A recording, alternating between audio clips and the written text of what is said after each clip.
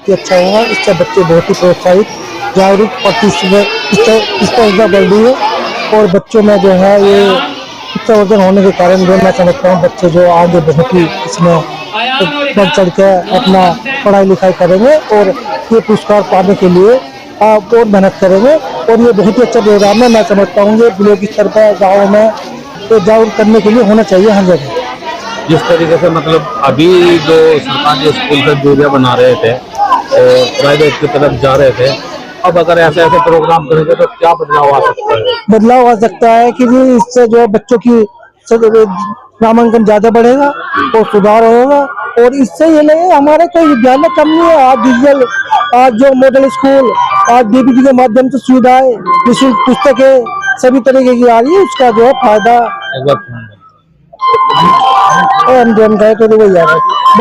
मेरा नाम शेर खान है और मैं Satyarthi movement for global compassion से हूँ। और जो आज का प्रोग्राम था वो बच्चों को प्रोत्साहित करने का था कि बच्चे शिक्षा से जुड़े और आगे बढ़े। इन बच्चों से जो छोटी दूसरी क्लास के बच्चे हैं वो उनके से सीख ले और जो बड़े बच्चे हैं वो आगे कोशिश करें कि हम आगे बढ़े। मुझे बहुत अच्छा लगा। ऐसे प्रोग्राम जो है गाँव में होने चाहिए, स्कूलों में, जिससे बच्चों में दो चीज पैदा होंगी। एक तो बच्चे जो है शिक्षा के उद्देश्य को समझेंगे और पेरेंट्स को जो है उनमें इन्वॉल्व किया जाए, जिससे लोग जो है अपने बच्चों को रेगुलर स्कूल भेजने का प्रयास करें। आज बहुत छोटी सी कमी मुझे खिली है। से बाबू ने बताया कि स्कूल की ड्रेस वगैरह, जूते वगैरह सब कुछ दिए जाते हैं, लेकिन रोजाना आने में तो कोई एक बात नहीं। इतना बड़ा आपने स्कूल में प्रोग्राम कराया है और मैं नहीं लगता मुझे एक बार किसी भी बच्चे के अधिकतर जूते पैर में एक बार दिखा सकूं, तो अधिकतर चप्पलों में बच्चे, ऐसा क्यों है? देखिए ये चीज है पेरेंट्स पे डिपेंड करता है। सरकार ने जो डीबीटी का पैसा है डायरेक्ट अकाउंट में दिया है, इसमें कोई बिचौलिया नहीं है। लेकिन क्या करते हैं पेरेंट्स जो हैं, उसके मान लो 1200 बच्चे, अगर 1200 के बच्चे पूरे के पूरे पैसे बच्चे पे खर्च किए जाए तो उसकी ड्रेस भी होगी, जूते भी होंगे, सब कुछ होंगे। अभी जो है मैं समझता हूँ कि कुछ लोग जो है वो शिक्षा के उद्देश्य को पूरी तरह नहीं समझ पा रहे और बच्चों पर उनका ध्यान नहीं है। दूसरी नुकसान कर रहा है ये मोबाइल ऐसा बेस हो चुका है कि बच्चों को फोकस ना करके लोग मोबाइल को फोकस करके बैठे हैं।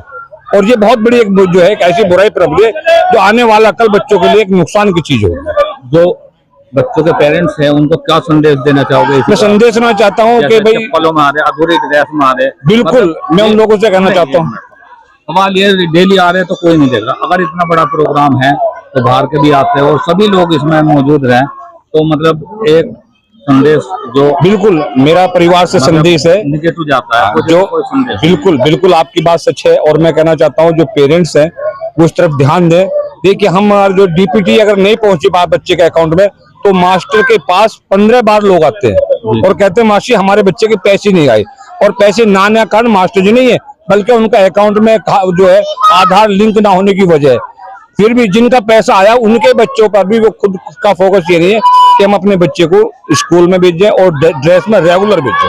क्या स्कूल पेरेंट्स मीटिंग नहीं कराता? बिल्कुल कराता है, लेकिन ये लोग जो आए और बात सुनी और फिर उसके बाद में एक दिन 2 दिन अमल करते हैं, 2 दिन बाद फिर उसी कंडीशन में सेम पड़ता है। उन्हें कहा नहीं जाता? बिल्कुल कहा जाता है मीटिंग में। कुछ जो क्लास में जो अच्छे बच्चे होते हैं, मतलब पढ़ने में तेज तर्रार बच्चे होते हैं, उनको मॉनिटर बनाया जाता, क्या उनका रोल इस तरीके का है? बच्चों को मतलब बच्चों को कहा जाए कि अपने अच्छे ड्रेस पहन का है ताकि एक अच्छा समाज में भी एक स्कूल का संदेश अच्छा जाए। ये खुला स्कूल के बच्चे हैं, क्योंकि ड्रेस जो हमारी वेशभूषा जो है एक बार दूर से ही पता लग जाता है किस तरह की वेशभूषा है और ऐसा क्या संदेश मतलब जो मॉनिटर का थ्रू।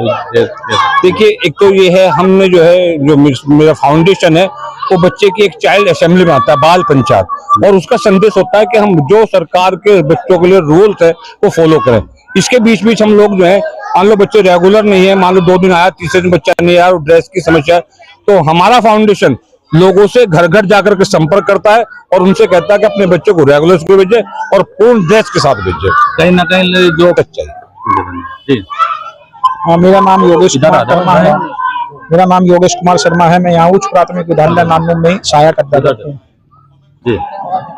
और मेरा तो ये मानना है कि ऐसे प्रोग्राम प्रत्येक विद्यालय में होने चाहिए, क्योंकि एक शिक्षक की भूमिका बच्चों के लिए आदर्श के रूप में होती है। और अगर शैक्षिक दृष्टिकोण से देखा जाए तो एक शिक्षक के लिए उसका स्टूडेंट उसके जैविक बच्चों से ज्यादा होता है।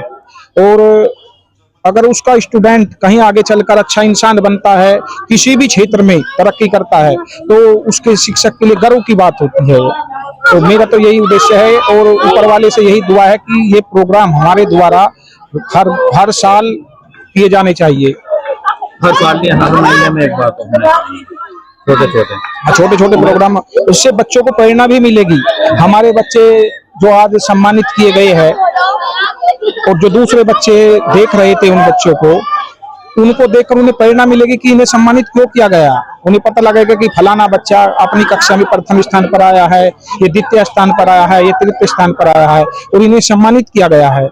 तो ये प्रोग्राम, हमारे मन का भाव ये होता है कि हम ये ज्यादा से ज्यादा प्रोग्राम करें।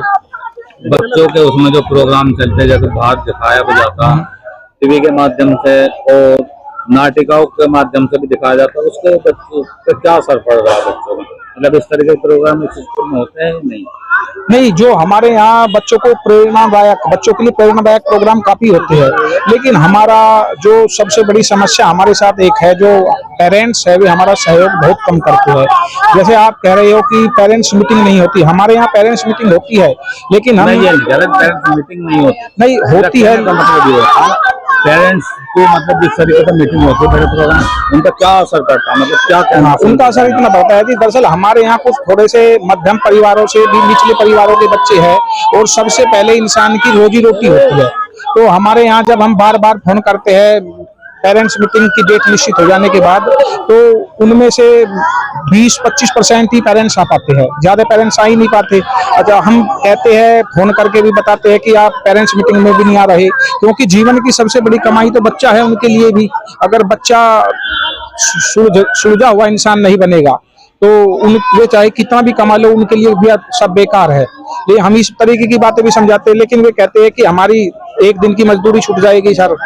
अब वही बात है, जो दैनिक मजदूरी पे आश्रित है परिवार, उनके सामने बड़ी समस्या आती है।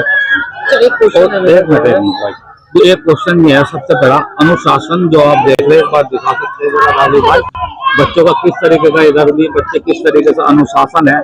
क्या मुझे तो लग रहा है अनुशासन की बहुत बड़ी कमियां भी है। देखो बच्चा नहीं सारा फूल डाला, मतलब ये देखिए आप एक बार दिखाइए बच्चा आपके यहाँ किस तरीके की हरकतें कर रहा है। सर ये थोड़ा सा अनुशासन जो मुझे लग रहा है, टीचर जो कुछ लापरवाही है टीचरों की, जो अनुशासन नहीं सर अब तो ये अभी आप देखिए प्रोग्राम चल रहा था और हमारे सभी बच्चे कक्षों में बैठे हुए थे और हमारी सभी अध्यापिकाएं और अध्यापक भी कक्षा में थे। यहाँ केवल वही बच्चे बुलाए गए थे जो सम्मानित किए जाने थे और उनके पेरेंट्स थे और जो हमने सम्मानित गण बुलाए थे वे थे।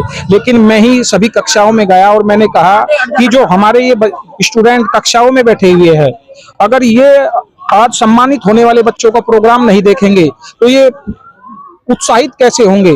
क्योंकि इनके उत्साहवर्धन के लिए प्रोग्राम बच्चों के लिए रखा गया है, तो इनका उत्साहवर्धन जरूर होना चाहिए। जब ये उस प्रोग्राम को देखेंगे और ये समझेंगे कि ये बच्चे सम्मानित क्यों किए गए हैं, उसी के बावजूद ये उन बच्चों जैसा बनने का प्रयास करेंगे। लेकिन अब प्रोग्राम फिनिश हो गया है, फिनिश होने के बाद तो ये बच्चे इधर उधर घूम रहे हैं। आप कभी स्कूल समय में हमारे विद्यालय में आइए सर, और आप स्कूल समय में देखेंगे कि हमारे स्कूल का डिसिप्लिन कैसा रहता है। हमारी प्रत्येक अध्यापक अपनी कक्ष में रहते हैं और बच्चों को पढ़ाते रहते हैं, और हमारे यहाँ का आप रिजल्ट भी देख सकते हैं सर।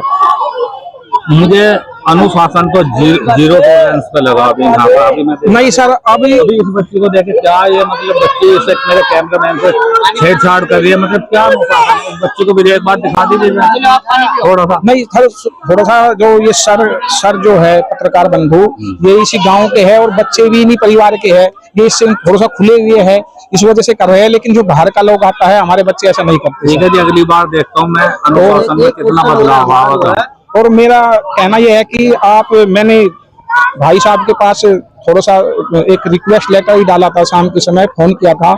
आप हमारे विद्यालय में आए इस प्रोग्राम में, आपका बहुत बहुत धन्यवाद सर इसके लिए। मैं तो अगली बार ये देखूंगा कि अनुशासन में क्या बदलाव। नहीं सर, आइए, और मेरा तो कहना है कि आप बार बार आइए, कभी भी जब आपका मन करे। हमारा विद्यालय अग्रणी विद्यालय है, पिछड़े विद्यालय में नहीं है सर। जो मेरे पत्रकार राजीव भाई अभी मतलब कुछ राजीव भाई हैं जो पत्रकार है, वे भी अपने मन में कुछ सवाल ले रहे हैं। नहीं, एक बार उनका जवाब और दे दीजिए। जो पिछला शनिवार गया है जी जी जी और बहादुरपुर गांव का मामला है, जी, जी। टीचरों की वजह से एक बच्ची जो 5वीं क्लास की थी, जिसकी उम्र 7 साल थी, वो 4 घंटे कमरे में बंद रही टीचरों की लापरवाही से। ऐसे टीचरों के लिए आप क्या कहना चाहेंगे? नहीं सर, देखो ऐसे टीचरों के लिए तो मैं ये कहना चाहूंगा कि जब हम विद्यालय बंद करते हैं और हमारे विद्यालय में बच्चे होते हैं, छोटे बच्चे हैं सर हमारे यहाँ, जैसे गर्मी का माहौल चल रहा है तो ऐसे मौसम में बच्चों को नींद भी आ जाती है। मान लो कोई छोटे बच्चे हैं कक्षा 1 के 2 के और उसको नींद आ गई, हमने क्लास किया तो हमें सभी पूरी क्लास अच्छी तरीके से चेक करनी चाहिए। और इतने हमारी क्लास का एक भी बच्चा कक्षा से बाहर में हो, इतने किसी भी शिक्षक को बाहर नहीं निकलना चाहिए।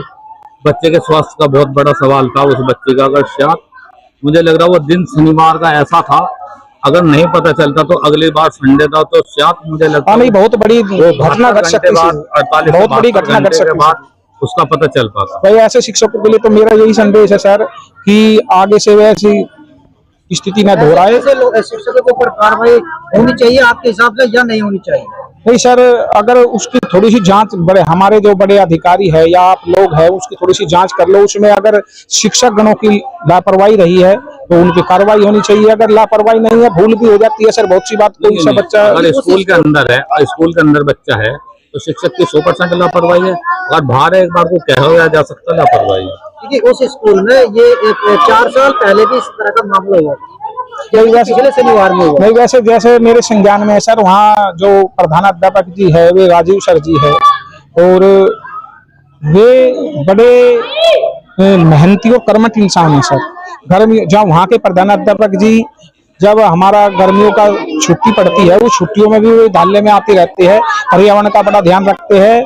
और हमारे यहाँ शिक्षा, बेसिक शिक्षा के क्षेत्र में के निपुण अभियान चल रहा है बच्चों को निपुण बनाने का, और उस विद्यालय के सभी बच्चे, वो विद्यालय निपुण हो चुका है सर, सभी बच्चे निपुण हैं, वे मेहनत भी करते हैं। लेकिन ये भूल हो गई उनसे या गलती हो गई सर ये उनसे कि बच्चा कक्ष में रह गया। था, लेकिन वो मैं समझ नहीं करता। वो सवाल आपके माध्यम से पहुंच जाएगा बिहार से। स्वच्छता पे कोई ध्यान नहीं दिया जा रहा। जब मैं वहां गया था कूड़े का ढेर लगा पड़ा था वहां पर, जबकि वहीं पे स्वच्छ अभियान चलाने के जो बीआरसी कार्यालय चित्र वगैरह दिखा, नहीं उसी स्कूल में बहादुरपुर वाले में। नहीं, वहाँ का तो मैं कह नहीं सकता, मैं तो अपने विद्यालय का कह सकता हूँ सर। वैसे उनका तो प्रांगण छोटा है सर, हम 1-2 बार गए हैं, हम एक बार गए थे सर वहाँ की अनीता मैडम जी है उस विद्यालय की, और उनके अनीता मैडम जी के जो पुत्र है वे IAS के लिए